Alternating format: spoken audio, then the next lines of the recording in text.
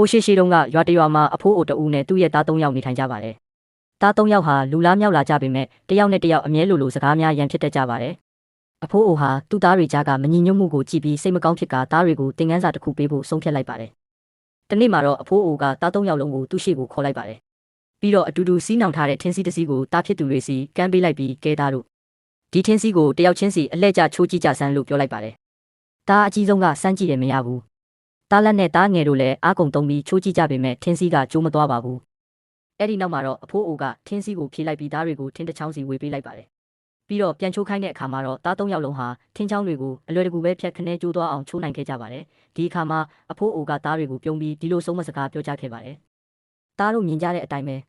ထင်းချောင်းတွေကိုစူးစီးထားတဲ့အခါဘယ်သူမှမချိုးနိုင်ကြဘူး။ဒါပေမဲ့တစ်ချောင်းချင်းစီခွဲလိုက်တဲ့အခါမှာတော့အလွယ်တကူကျိုးပြတ်သွားတာပဲ။သားတို့လည်းဒီအတိုင်းပဲအချင်းချင်းစီးလုံးညီညွတ်စွာနေထိုင်ကြရင်ဘယ်သူမှရံမမှုနိုင်ဘူး။တကယ်လို့စိတ်ဝမ်းကွဲနေကြမယ်ဆိုရင်တော့ဒီထင်းချောင်းလေးတွေလိုပဲအားနဲ့သွားလိမ့်မယ်သား၃ယောက်လည်းအဖေဖြစ်သူရဲ့စကားကိုနားလည်သွားပြီးနောက်မှတယောက်နဲ့တယောက်ချစ်ချစ်ခင်ခင်နဲ့စီစီလုံးလုံးနေထိုင်သွားကြပါတော့တယ်